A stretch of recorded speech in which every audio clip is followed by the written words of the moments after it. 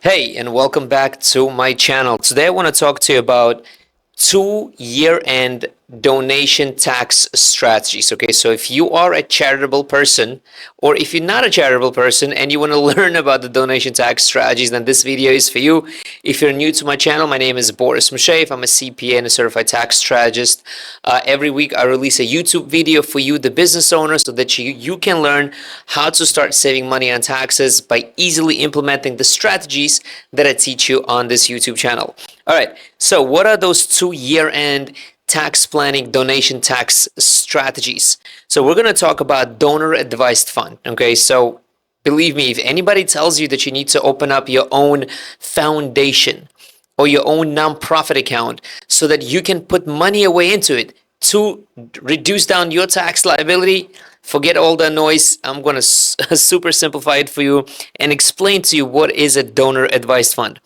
Another one of my year-end tax planning strategies that we discuss with our clients a lot is appreciated stock donation. So we're going to get into that as well. What does that look like? What is an appreciated stock? And really, a lot of wealthy people actually use this strategy with artwork, and I will explain that to you what that looks like. But let's get started. Let's first talk about the donor advised fund. So it is also referred to as DAF, D-A-F, Donor Advised Fund. Now, what is a donor advised fund?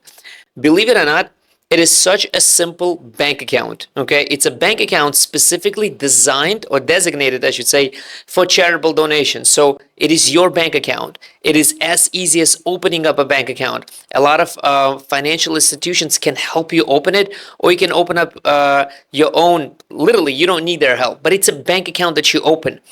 Any money that you put into this bank account that you now own, that is designated for charitable purposes, is a tax deduction. Ooh, I got a mouthful there. Sorry. It's a tax deduction on your personal taxes. Okay, so you've got a big tax liability. Let's say you've got $1 million profit. And by the way, if you are a business owner that is already making $1 million or more, you're not working with a tax advisor, you got to get yourself a tax advisor, because the only way that you can save money on taxes is really having a tax advisor, because you need proactive tax planning strategies and donation tax strategies that can literally reduce your tax liability by a lot. So back to our donor advised fund. So you've got a bank account that you opened up and you've got $1 million net profit at the end of the year. You're like, I want to reduce this net profit, and you have in mind that you want to make a donation in the future years. Let's say there is an organization, you're not ready yet to give them money, but you want to, but you're going to give them money next year or a year after, and you're thinking, how can I take a deduction for that? Well, what happens is that you just transfer the money from your account to a donor advised fund, which is also your account, and now you get 100% tax deduction. Okay, so again, now the money is sitting in a donor advised fund. By the way, you have a control of how that money can get invested or reinvested. So depending what financial institution you work with, your money in a donor advised fund can get invested. It can earn money, which again will be tax free. If you put in 100,000 there and it earned 10% and now it became $110,000, nobody pays tax on this. And now you can take that $110,000 and you can donate it. That's what donor advised fund is. Now you also have to be aware that your cash contributions are limited to 60% of your adjusted gross income. So let's use the same example. You've got $1 million in taxable income. Okay, you can donate up to $600,000 and get a deduction. If you donate $800,000, the $200,000 will not be allowed this year, but it will be carried forward to the future year. So if you're that charitable, amazing. Okay, all of these tax deductions for the donation go on your itemized tax return. Here's the kicker: with a big beautiful bill, the one, what is it called, the OBB, the one big beautiful bill. Okay, they've actually brought back the donation. When I say brought back, it's like a kind of re-extension or from what they had during the COVID. When they passed the law, the Tax Cuts and Jobs Act, I think it was part of the Tax Cuts and Jobs Act, but basically what happened is that you are now able to deduct $1,000 if you're a single filer and $2,000 if you're married filing joint without even itemizing your taxes. So it is for those that don't want to open up a donor advice fund. But if you're that person that you need a year-end tax strategy, donor advice fund beats your personal foundation or your personal nonprofit. Why do I say that? Because a lot of business owners come to me and like, Boris, I want to open up a personal nonprofit. I'm like, okay, why do you want to do that? So I can save money on taxes. Okay, do you have a mission for it? Do you have a purpose for it? Are you going to collect money from the outsiders? No, I just want to have my own nonprofit because I believe in a certain thing, let's say, whatever that may be, right? Giving money to the homeless or whatever that is. Okay, perfect. So you're going to put money into that. Yes, you will be your own donor. Yes, and will you be donating that much money, which is $100,000 or $200,000, distribute out in the organization that you believe, right? Believe. And like, yeah, I guess, I don't know. I'm not sure, but I want to get a tax deduction. Then look, you don't need that headache, because if you are going to open up your own nonprofit and you will be your only donor, you could potentially have issues with the IRS. Or if you open up your own foundation and you are your only donor, you will also potentially have issues with the IRS, because you've got to have a purpose when you open up these nonprofits. But if you want to do it for the sake of tax strategy and for the sake of tax write-off, you can open up a donor advised fund. You open up a donor advised fund, the money that you put in, it's your own bank account. When you're ready to make that donation from the donor advised fund, you will make that donation from the donor advised fund. All right, I hope this was super helpful. Now I want to talk to you about an appreciated stock, and we'll be right back after this break. Hey, thank you so much for watching my video so far. I wanted to give you a heads up. I've got this free PDF, 7 tax write-offs that every S-Corporation business owner must know. The link to this free PDF is down below in the description. So to make sure to download it, that's it. Now let's get back to the video. Okay, awesome. Let's talk about appreciated stock, another one of my favorite year-end tax strategies. So let's imagine this for a second. Okay, so I'm going to give you an example so that you can follow me through. I'm guessing you invest in a stock market. Anybody that's watching this video, right? I got a lot of business owners that invest in the stock market. So let's assume you do, okay? Even if you don't, let's assume you do.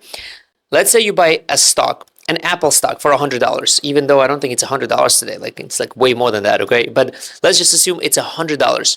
You hold the stock for a whole 12 months, for more than a year. So now it becomes a long-term investment, right? Because you held it for more than 12 months, it is now a long-term investment.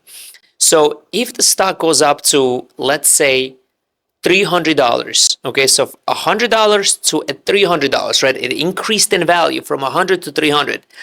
Now you have two options. You're going to sell the stock right now and you're going to realize a $200 capital gain, because it's a long-term capital gain. And you're going to pay tax on the $200. You're like, wait, I don't want to pay tax on it. Let me just donate this money. And you donate the money. So you pick up the income and you don't make a donation, you now have a wash. So you don't pay tax on this income. All right, that makes sense. Like, what was the purpose of me using this strategy then? Okay, so the second option that you can actually do, you basically as a tax strategy, you can take the same stock. So you invest in Apple $100, okay? 12 months later, the value of the stock goes up to $300. What you can do instead of selling it and picking it up as an income, you can take that same stock, the same security that you have, and donate it to a nonprofit organization. Now, why would you want to do that? Because what happens is that you don't pick up $200 as an income, and you get a deduction for the fair market value. Again, you bought it for $100, but you're taking a deduction for $300 because the stock has increased in value. Now, if you have a nonprofit organization that you support a lot, I will not be surprised if you ask them, do you accept stocks and donations? And they will say, yes, we do, because most of the nonprofit organizations are set up in a way to be able to accept those donations, okay? To accept the donations of stocks. Why? Because people use it as a tax strategy, especially towards year end. Nonprofit organizations get very, very busy receiving donations of appreciated stock. Why? Because again, you can buy it at one value, right? Let's say $100, it goes up to $300 12 months later. Instead of you donating your own cash of $300 or selling a stock, picking it up as an income, forget all of that. You just take that stock and transfer it to a nonprofit. You get a donation at the fair market value of that stock. By the way, same is true with cryptocurrency such as Bitcoin or Ethereum, right? Whatever Bitcoin, whatever cryptocurrency that you have, you can do exact same thing with that cryptocurrency. Now, I think at the beginning of the video, I also told you a little bit about how rich people do it with art. They pretty much follow exact same model. They buy art, right? I've read articles about it, by the way.